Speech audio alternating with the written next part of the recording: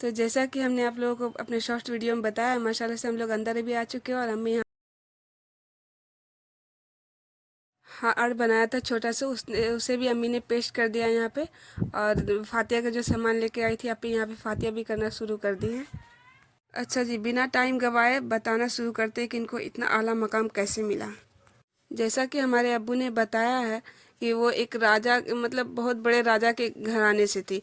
जैसे 400-500 साल पहले होता था ना, आप लोगों ने हिस्ट्री में पढ़ा होगा, राज घराना, राजा रानी, उसी तरह से ये शहजादी बीबी भी एक वो राजा किस मुल्क घराने की थी ये तो हमें नहीं पता है। पर वो यहाँ भागलपुर बंसी टिक्का के मज़ार पे कैसे आई, तो उनके ऊपर ना एक खबीस, मतलब वो बुरे वाले होते हैं ना, जो कि जिन जिन्नात का उन पे साया था। मतलब इतनी ज़्यादा परेशान थी कि अपने घर वालों को, मतलब किसी चीज़ को चैन लेने ही नहीं देती थी। उनके अब्बू भी बहुत ज़्यादा परेशान थी कि अब ये ठीक कैसे होंगी। तो बहुत ज़्यादा से, मतलब हर जगह के आलिम उलमा से उनको दिखवाया झड़वाया, मतलब फिर ठीक ही नहीं हो रही थी।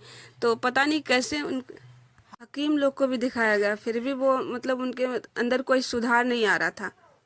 सुधार क्या, मतलब उनको अल्लाह जब बोलता है ना कि जिसको जो मकाम देना होता है, तो फिर कोई ना कोई जरिया ही पैदा हो जाता है। तो बस सोची कि इसी यही का बहाना होगा, हो सकता है। तो किसी न किसी के ज़रिए से उनको पता, दादा मियाँ के बारे में पता चला। बस किसी तरह से, मतलब बाप माँ है तो आप बच्चे के लिए तो कुछ से कुछ करेंगे ही। तो मतलब किसी तरह से उनको बेड़ियों में कैद करके यहाँ तक लाया गया था। पहले ना अब तो वो बहुत इजी हो गया, मतलब कि आप गाड़ी लीजिए और अपने आराम से रोड बाय रोड चले जाइए। पहले ना 3 बगीचा, मतलब आम का बगीचा होता है ना, तो उसी तरह से जंगल टाइप का रास्ता था। उस रास्ते से हम लोग भी गए, मतलब बहुत छोटे थे उस समय। तो अब्बू की गोद में चढ़ के जाते थे उस समय। अब तो उतना नहा नहीं, मतलब उनके अम्मी अब्बू ने अपनी जान को ना अपनी हथेलियों पे लेके चल रहे थे। मतलब इतनी खतरनाक तरीके से वो बीमार थी। बोलते हुए ना हमारे रोंगटे खड़े हो रहे हैं। करामत देखिए हमारे दादा मियाँ का, मतलब वो बगीचा पार भी नहीं किए और उनको होश आने लगा और वो अपने आप में आने लगी कि जैसे ही दादा मियाँ के पास पहुँचे हैं तो अल्लाह वाले थे, तो उन लोगों को तो पहले से ही सब पता था कि ये क्यों आई है और इसके साथ क्या हो रहा है। फिर भी उनके अम्मी अबू ने, मतलब सारी वाक़या को बताया, उनके हालात के बारे में बयान किया। तो दादा मियाँ हर बात को सुनी और उनके इलाज की शुरुआत कर दिए।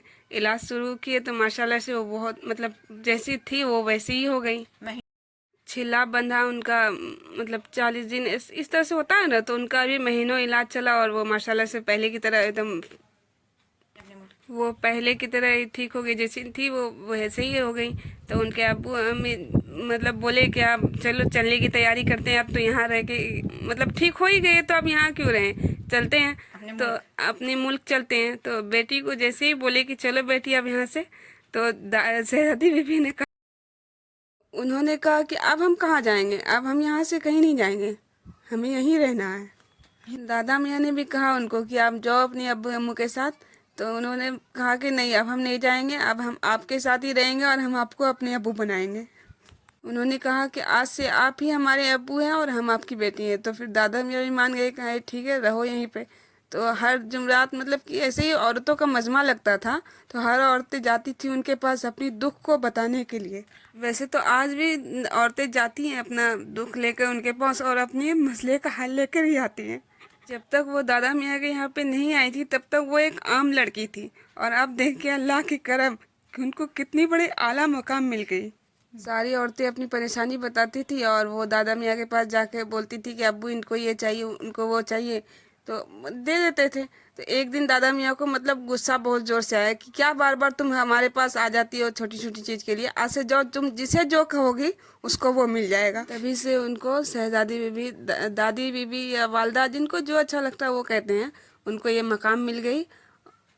पर हाँ, यहाँ सिर्फ औरतें ही आती है, मर्द कोई, मतलब कोई भी जेंट्स नहीं आ सकते, चाहे वो गोद में हो या अपने पाँव पे चल रहे हो। मतलब मर्दों का आना सख्त मना है। और ये है दादा मियाँ की मजार शरीफ। अगर इंशाल्लाह मौका मिली तो इनके बारे में भी ज़रूर बताएंगे। अभी तो वीडियो बहुत लंबा हो चुका है।